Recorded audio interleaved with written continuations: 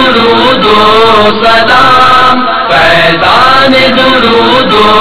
سلام فیضان درود و سلام صلوا علی الحبیب صلی اللہ علی محمد صلی اللہ علیہ وسلم. الحمد للہ رب العالمین والصلاة والسلام على سید المرسلین. اما بعد فاعوذ باللہ من الشیطان الرجیم. بسم اللہ الرحمن الرحیم. الصلاة والسلام علیک یا رسول اللہ وعلى آلک واصحابک یا حبیب اللہ. الصلاة والسلام علیک یا نبی اللہ وعلى آلک واصحابک یا نور اللہ. میرے مدنی چینل کے ناظرین، ایک بار پھر ہم مدنی چینل کے سلسلے فیضان درود و سلام کے ساتھ آپ کی خدمت میں حاضر ہیں. سرکار مدینہ راحت قلب و سینہ صلی اللہ تعالی علیہ وآلہ وسلم کا فرمان باقرینہ ہے: اکثر الصلاۃ علی یوم الجمعۃ فانہ مشہود تشہدہ الملائکہ وان احدا لن یصلی علی الا عرضت علی صلاتہ حتی یفرغ منہا. یعنی جمعہ کے دن مجھ پر کثرت سے درود بھیجا کرو، کیونکہ یہ یوم مشہود یعنی میری بارگاہ میں فرشتوں کی خصوصی حاضری کا دن ہے. اس دن فرشتے خصوصی طور پر کثرت سے میری بارگاہ میں حاضر ہوتے ہیں. جب کوئی شخص مجھ پر درود بھیجتا ہے تو اس کے فارغ ہونے تک اس کا درود میرے سامنے پیش کر دیا جاتا ہے. حضرت سیدنا ابو درداء رضی اللہ تعالیٰ عنہ کا بیان ہے کہ میں نے عرض کیا: یا رسول اللہ صلی اللہ تعالی علیہ وسلم، اور آپ کے وصال کے بعد کیا ہوگا؟ ارشاد فرمایا: میری ظاہری وفات کے بعد بھی میرے سامنے اسی طرح پیش کیا جائے گا. ان اللہ حرم علی الارض ان تأکل اجساد الانبیاء. نبی پاک صلی اللہ تعالی علیہ وآلہ وسلم نے تاکید سے فرمایا کہ بے شک اللہ تبارک و تعالی نے زمین کے لیے انبیاء کرام علیہم الصلاۃ والسلام کے جسموں کا کھانا حرام فرمایا ہے. فنبی اللہ حی یرزق، کیونکہ اللہ کا نبی زندہ ہوتا ہے اور اسے رزق بھی عطا کیا جاتا ہے. صلو علی الحبیب صلی اللہ تعالی علی محمد. میرے مدنی چینل کے ناظرین، ہمیں کوشش کر کے بالخصوص جمعۃ المبارک کے دن درود شریف کی کثرت کرنی چاہیے کہ اس روز کثرت درود کی احادیث مبارکہ میں خاص طور پر تاکید کی گئی ہے کہ جیسا کہ آپ نے ابھی سماعت فرمایا، انبیاء کرام علیہم الصلاۃ والسلام کے مبارک جسموں کو زمین کیوں نہیں کھاتی، اس کی ایمان افروز توجیہ بیان کرتے ہوئے حضرت علامہ عبدالرؤوف مناوی علی رحمۃ اللہ القوی ارشاد فرماتے ہیں: لأنها تتشرف بوقع اقدامهم عليها وتفتخر بضمهم اليها فكيف تأكل منهم. اس لیے کہ زمین انبیاء کرام علیہم الصلاۃ والسلام کے مبارک قدموں کے بوسے سے مشرف ہوتی ہے اور اسے یہ سعادت ملتی ہے کہ انبیاء کرام علیہم الصلاۃ والسلام کے مبارک اجسام زمین سے مس ہوتے ہیں، تو یہ ان کے جسموں کو کیسے کھا سکتی ہے. صلو علی الحبیب صلی اللہ تعالی علی محمد. سلسلے کے شروع میں بیان کی گئی حدیث پاک سے معلوم چلا کہ انبیاء کرام علیہم الصلاۃ والسلام اپنے اپنے مزارات طیبہ میں زندہ ہیں. بعض اوقات اس معاملے میں مردود شیطان طرح طرح کے وسوسے ڈالتا ہے. آئیے اس حوالے سے کچھ سننے کی سعادت حاصل کرتے ہیں. صدر الشریعہ بدر الطریقہ حضرت علامہ مولانا امجد علی اعظمی علی رحمۃ اللہ القوی اپنی تصنیف لطیف بنام بہار شریعت حصہ اول میں تحریر فرماتے ہیں: انبیاء علیہم الصلاۃ والسلام اپنی اپنی قبروں میں اسی طرح بحیات حقیقی زندہ ہیں جیسے دنیا میں تھے، کھاتے پیتے ہیں، جہاں چاہے آتے جاتے ہیں. تصدیق وعدہ الہیہ کے لیے ایک آن کو ان پر موت طاری ہوئی، پھر بدستور زندہ ہو گئے. ان کی حیات شہداء سے بہت ارفع والا ہے، فلہذا شہید کا ترکہ تقسیم ہوگا. اس کی بیوی بعد عدت نکاح کر سکتی ہے، بخلاف انبیاء کے کہ وہاں یہ جائز نہیں. ایک اور مقام پر ارشاد فرماتے ہیں: انبیاء علیہم السلام اور اولیاء کرام و علماء دین و شہداء و حافظان قرآن کے قرآن مجید پر عمل کرتے ہوں، اور وہ جو منصب محبت پر فائز ہیں، اور وہ جسم جس نے کبھی اللہ عز و جل کی معصیت نہ کی، اور وہ کہ اپنے اوقات درود شریف مستغرق رکھتے ہیں، ان کے بدن کو مٹی نہیں کھا سکتی. جو شخص انبیاء کرام علیہم الصلاۃ والسلام کی شان میں یہ خبیث کلمہ کہے کہ مر کے مٹی میں مل گئے، گمراہ بددین خبیث مرتکب توہین ہے۔ صلو علی الحبیب صلی اللہ تعالی علی محمد۔ میرے مدی چینل کے ناظرین،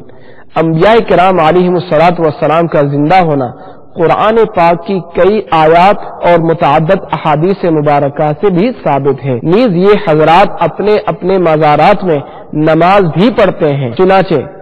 امام دیلمی اور ابو یعلا رضی اللہ تعالی عنہما نے اپنی اپنی مسند میں حدیث پاک لکھی ہے کہ رحمت عالم نور مجسم شاہ بنی آدم صلی اللہ تعالی علیہ وآلہ وسلم کا فرمان عالی شان ہے، الانبیاء احیاء فی قبورہم یصلون،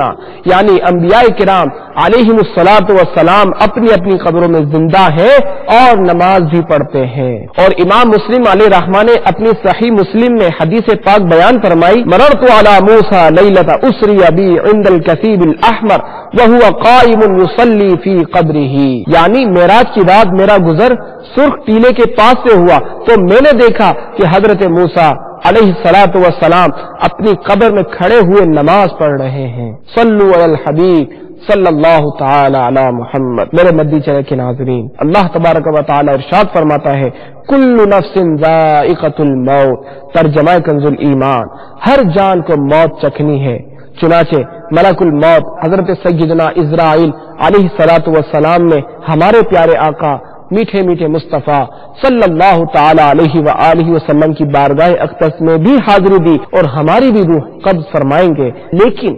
ہماری موت اور حضور جان عالم صلی اللہ تعالی علیہ وآلہ وسلم کے وصال ظاہری میں بہت فرق ہے۔ غزالی زماں راضی دوراں حضرت علامہ مولانا احمد سعید کاظمی علی رحمت اللہ القوی اپنے مقالات کاظمی میں تحریر فرماتے ہیں، سرکار مدینہ صلی اللہ تعالی علیہ وآلہ وسلم کی موت ہماری موت سے کئی اعتبارات سے مختلف ہے۔ نمبر 1، سید عالم صلی اللہ تعالی علیہ وآلہ وسلم کو اختیار حاصل تھا کہ دنیا میں رہے یا رفیق اعلیٰ کے پاس تشریف لے جائیں، لیکن ہمیں دنیا میں رہنے یا آخرت کی طرف جانے میں کوئی اختیار نہیں ہوتا، بلکہ ہم موت کے وقت سفر آخرت پر مجبور ہو جاتے ہیں۔ نمبر 2، غسل کے وقت ہمارے کپڑے اتارے جاتے ہیں، لیکن رسول دو عالم صلی اللہ تعالی علیہ وآلہ وسلم کو انہی مبارک کپڑوں میں غسل دیا گیا جن میں وصال ظاہری فرمایا تھا۔ نمبر 3، سرکار مدینہ صلی اللہ تعالی علیہ وآلہ وسلم کی نماز جنازہ ہماری طرح نہیں پڑھی گئی، بلکہ ملائکہ کرام، اہل بیت عظام اور حضرات صحابہ رضی اللہ تعالی عنہم اجمعین نے جماعت کے بغیر الگ الگ حضور جان عالم صلی اللہ تعالی علیہ وآلہ وسلم پر نماز پڑھی، اور اس نماز میں معروف دعائیں بھی نہیں پڑھی گئی، بلکہ سرکار مدینہ صلی اللہ تعالی علیہ وآلہ وسلم کی تعریف و توصیف کلمات عرض کیے گئے اور درود شریف پڑھا گیا۔ نمبر 4، ہماری موت کے بعد جلدی دفن کرنے کا تاکیدی حکم ہے، لیکن سرکار دو عالم صلی اللہ تعالی علیہ وآلہ وسلم وصال ظاہری کے بعد سخت گرمی کے زمانے میں پورے 2 دن کے بعد قبر انور میں دفن کیے گئے۔ نمبر 5، ہماری موت کے بعد ہمیں عام مسلمانوں کے قبرستان میں دفن کیا جائے گا، جبکہ سرکار دو عالم صلی اللہ تعالی علیہ وآلہ وسلم کی تدفین اسی مقام پر کی گئی جہاں وصال ظاہری فرمایا تھا۔ نمبر 6، ہماری موت کے بعد ہماری میراث تقسیم ہوتی ہے، جبکہ حضور جان عالم صلی اللہ تعالی علیہ وآلہ وسلم اس سے مستثنا ہیں۔ نمبر 7، ہماری موت کے بعد ہماری بیویاں عدت گزار کر کسی اور سے نکاح کر سکتی ہیں، جبکہ حضور جان عالم صلی اللہ تعالی علیہ وآلہ وسلم کی ازواج کے لیے ایسا کرنا جائز نہیں۔ صلو علی الحبیب صلی اللہ تعالی علی محمد۔ میرے مدی چینل کے ناظرین، ہمارے پیارے آقا صلی اللہ تعالی علیہ وآلہ وسلم نہ صرف حیات ہیں بلکہ خوش نصیبوں کو اپنی زیارت اور دست بوسی کی سعادت بھی عطا فرماتے ہیں۔ چنانچہ حضرت علامہ جلال الدین سیوطی علی رحمت اللہ القوی تحریر فرماتے ہیں، حضرت سید احمد کبیر رفاعی علی رحمت اللہ القوی جو مشہور بزرگ اور اکابر صوفیاء میں سے ہیں، ان کا واقعہ مشہور ہے کہ جب وہ 555 ہجری میں حج سے فارغ ہو کر سرکار اعظم صلی اللہ تعالی علیہ وآلہ وسلم کی زیارت کے لیے مدینہ طیبہ حاضر ہوئے اور قبر انور کے سامنے کھڑے ہوئے تو یہ 2 اشعار پڑھیں، فی حالت البعد روحی کنت اوصلها تقبل الارض عنی وہی نائبتی، میں دور ہونے کی حالت میں اپنی روح کو خدمت مبارکہ میں بھیجا کرتا تھا جو میری نائب بن کر آستانہ مبارکہ کو چوما کرتی تھی۔ وَهَذِهِ دَوْلَةُ الْإِشْبَاهِ قَدْ حَضَرَتْ فَامْدِدْ يَمِينَكَ كَيْ تَخَطَّى بِهَا شَفَتِي، اب جسموں کی حاضری کا وقت آیا، لہذا اپنے دست اقدس کو عطا فرمائیے تاکہ میرے ہونٹ اس کو چومے۔ فخرجت الید الشریفہ من القبر الشریف فقبلها، اس عرض پر سرکار اقدس صلی اللہ تعالی علیہ وآلہ وسلم نے اپنے دست انور کو قبر منور سے باہر نکالا اور حضرت سید احمد کبیر رفاعی علی رحمہ نے بوسہ دیا۔ اس وقت مسجد نبوی شریف علی صاحبہ الصلاۃ والسلام میں کئی ہزار افراد موجود تھے جنہوں نے دست اقدس کی زیارت کی۔ چنانچہ میرے آقا سیدی اعلی حضرت علی رحمت الرحمان اپنے نعتیہ دیوان ہدایت کی بخشش میں کیا خوب فرماتے ہیں، تو زندہ ہے واللہ، تو زندہ ہے واللہ، تو زندہ ہے واللہ، تو زندہ ہے واللہ، میری چشم عالم سے چھپ جانے والے، میری چشم عالم سے چھپ جانے والے۔ صلو علی الحبیب صلی اللہ تعالی علی محمد۔ میرے مدی چینل کے ناظرین، ہماری امی جان حضرت سیدتنا عائشہ صدیقہ طیبہ طاہرہ رضی اللہ تعالی عنہا کا بھی یہی عقیدہ تھا کہ بعد وصال نہ صرف پیارے آقا صلی اللہ تعالی علیہ وآلہ وسلم بلکہ حضرات شیخین کریمین یعنی میرے والد گرامی حضرت سیدنا ابو بکر صدیق رضی اللہ تعالی عنہ اور حضرت سیدنا عمر فاروق اعظم رضی اللہ تعالیٰ عنہ نہ صرف حیات ہے بلکہ زائرین کو ملاحظہ بھی فرماتے ہیں۔ چنانچہ امام احمد بن حنبل رضی اللہ تعالیٰ عنہ نے اپنی مسند میں اور صاحب مشکات میں مشکات المصاحبی میں حدیث پاک بیان فرمائی، کنت ادخل بیت الذی دفن فیہ رسول اللہ صلی اللہ علیہ وسلم وابی فاضع ثوبی فاقول انما هو زوجی وابی، یعنی آپ فرماتی ہیں کہ جب میں اس حجرہ مبارکہ میں داخل ہوتی جہاں سرکار مدینہ صلی اللہ تعالی علیہ وآلہ وسلم اور میرے والد ماجد حضرت سیدنا ابو بکر صدیق رضی اللہ تعالی عنہ مدفون ہے تو میں پردے کا کپڑا اتار دیتی تھی اور کہتی تھی بے شک وہاں میرے خاوند اور میرے والد ہیں جن سے پردہ ضروری نہیں ہوتا۔ فلما دفن عمر معهم فوالله ما دخلت الا وانا مشدودۃ علی ثيابی حیاء من عمر، لیکن جب وہاں ان کے ساتھ حضرت عمر رضی اللہ تعالیٰ عنہ بھی مدفون ہو گئے تو میں حضرت عمر رضی اللہ تعالیٰ عنہ سے حیا کے باعث مکمل حجاب میں داخل ہوتی تھی۔ صلو علی الحبیب صلی اللہ تعالی علی محمد۔ میرے مدی چینل کے ناظرین، یہ روایت اس بات پر دلیل ہے کہ حضرت سیدتنا عائشہ صدیقہ طیبہ طاہرہ رضی اللہ تعالی عنہا کو اس بات میں کوئی شک نہ تھا کہ حضرت سیدنا عمر رضی اللہ تعالی عنہ وصال ظاہری کے بعد بھی زندہ ہے اور اپنی قبر سے انہیں دیکھتے ہیں، اسی لیے آپ حجرہ مبارکہ میں داخل ہونے سے پہلے پردہ فرما لیا کرتی تھیں۔ حضرت سیدنا عمر فاروق اعظم رضی اللہ تعالی عنہ کی بعد وصال حیات اور مزار میں جسم مبارک سلامت ہونے پر بخاری شریف کی یہ روایت بھی دلیل ہے۔ چنانچہ حضرت سیدنا عروہ بن زبیر رضی اللہ تعالیٰ عنہ سے روایت ہے کہ خلیفہ ولید بن عبد الملک کے زمانے میں جب روضہ منورہ کی دیوار گر گئی اور لوگوں نے 87 ہجری میں اس کی تعمیر شروع کی تو بنیاد کھوتے وقت ایک قدم ظاہر ہوا، اس پر لوگ گھبرا گئے اور انہوں نے گمان کیا کہ شاید یہ سرکار مدینہ صلی اللہ تعالی علیہ وآلہ وسلم کا قدم مبارک ہے اور وہاں کوئی جاننے والا نہ ملا تو حضرت سیدنا عروہ بن زبیر رضی اللہ تعالی عنہ نے فرمایا واللہ ما ہی قدم النبی صلی اللہ علیہ وسلم ما ہی الا قدم عمر رضی اللہ تعالی عنہ، یعنی خدا کی قسم یہ حضور جان عالم صلی اللہ تعالی علیہ وآلہ وسلم کا قدم شریف نہیں بلکہ یہ حضرت سیدنا عمر فاروق اعظم رضی اللہ تعالی عنہ کا قدم مبارک ہے۔ میرے مدی چینل کے ناظرین، آپ نے ملاحظہ فرمایا کہ وصال کے تقریباً 64 برس کے بعد بھی حضرت سیدنا عمر فاروق اعظم رضی اللہ تعالیٰ عنہ کا جسم مبارک سلامت تھا اور اس میں کسی قسم کی تبدیلی نہیں ہوئی تھی۔ ایک شاعر نے کیا خوب کہا، زندہ ہو جاتے ہیں جو مرتے ہیں اس کے نام پر، زندہ ہو جاتے ہیں جو مرتے ہیں اس کے نام پر، اللہ اللہ موت کو کس نے مسیحا کر دیا، اللہ اللہ موت کو کس نے مسیحا کر دیا۔ صلو علی الحبیب صلی اللہ تعالی علی محمد۔ میرے مدی چینل کے ناظرین، انبیاء کرام علیہم الصلاۃ والسلام کی زندگی برزخی نہیں بلکہ دنیاوی ہے،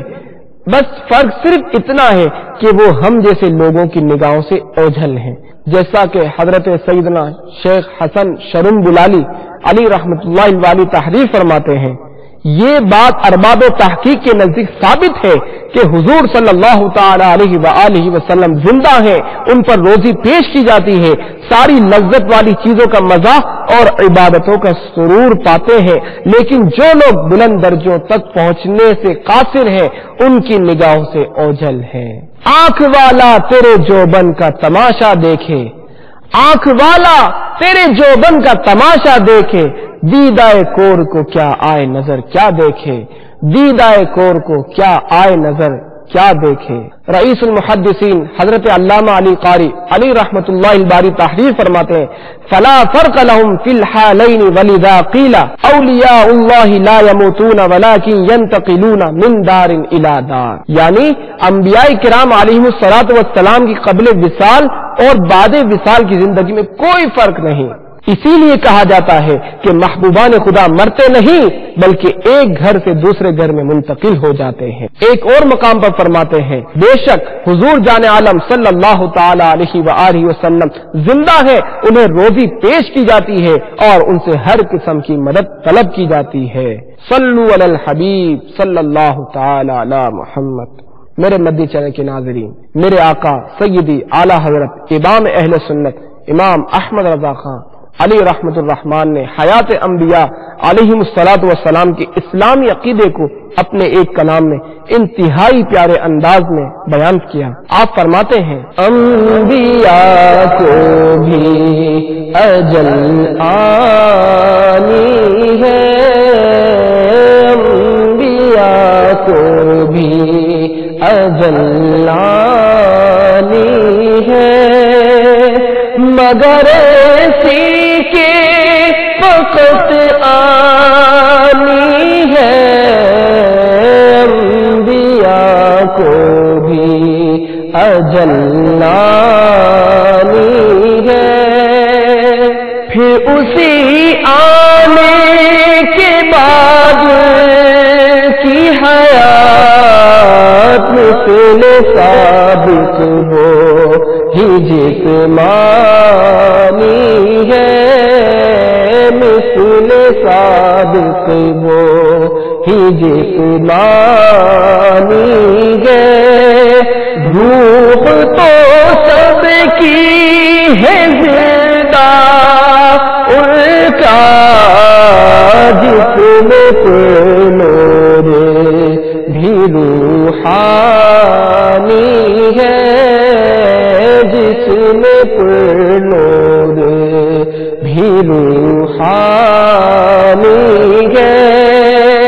اور کی روح وہ کتنی ہی لطیف ان کے اجسام کی قد ثانی ہے، ان کے اجسام کی قد ثانی ہے، پاؤں جس خاک پہ رکھ دے وہ بھی روح ہے، پاک ہے نورانی ہے، روح ہے پاک ہے نورانی ہے، اس کی ازواج کو جائز ہے نکاح، اس کا ترکاب جو فانی ہے، اس سکتے کعبہ جو پانی ہے یہ حی آمدی کو رضا صدق وعدہ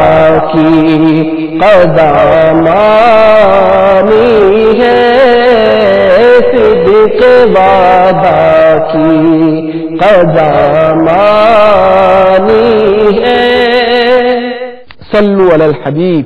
صلی اللہ تعالی علی محمد۔ حضرت سید محمد کردی علیہ رحمۃ اللہ القوی ارشاد فرماتے ہیں، میری والدہ ماجدہ نے خبر دی کہ میرے والد ماجد یعنی حضرت محمد کردی کے نانا جان جن کا نام محمد تھا، انہوں نے مجھے وصیت کی تھی کہ جب میرا انتقال ہو جائے اور مجھے غسل دے لیا جائے تو چھت سے میرے کفن پر ایک سبز رنگ کا رکا گرے گا جس میں لکھا ہوگا هذه براءۃ محمد للعالم بعلمه من النار، یعنی محمد جو عالم ہے اس کے علم کے سبب جہنم سے چھٹکارا مل گیا ہے، اس رکے کو میرے کفن میں رکھ دینا۔ چنانچہ غسل کے بعد رکا گرا، جب لوگوں نے رکا پڑھ لیا تو میں نے اسے ان کے سینے پر رکھ دیا۔ اس رکے میں ایک خاص بات یہ تھی کہ جس طرح اسے صفحے کے اوپر سے پڑھا جاتا تھا اسی طرح صفحے کے پیچھے سے بھی پڑھا جاتا تھا۔ میں نے اپنی والدہ ماجدہ سے پوچھا کہ نانا جان کا عمل کیا تھا؟ امی جان نے فرمایا کان اکثر عملہ دوام الذکر مع کثرت الصلاۃ علی النبی صلی اللہ تعالی علیہ وآلہ وسلم، ان کا یہ عمل تھا کہ وہ ہمیشہ ذکر اللہ کرنے کے ساتھ ساتھ درود پاک کی کثرت کیا کرتے تھے۔ صلو علی الحبیب صلی اللہ تعالی علی محمد۔ اللہ تبارک و تعالی سے دعا ہے کہ ہمیں حیات انبیاء علیہم الصلاۃ والسلام کے بارے میں درست اسلامی عقیدہ اختیار کرنے اور ذکر و درود کی کثرت کرنے کی توفیق عطا فرمائے، آمین بجاہ النبی الامین صلی اللہ تعالی علیہ وآلہ وسلم۔ فیضان درود و سلام، فیضان درود و سلام، فیضان درود و سلام، صلو علی الحبیب صلی اللہ علی محمد صلی اللہ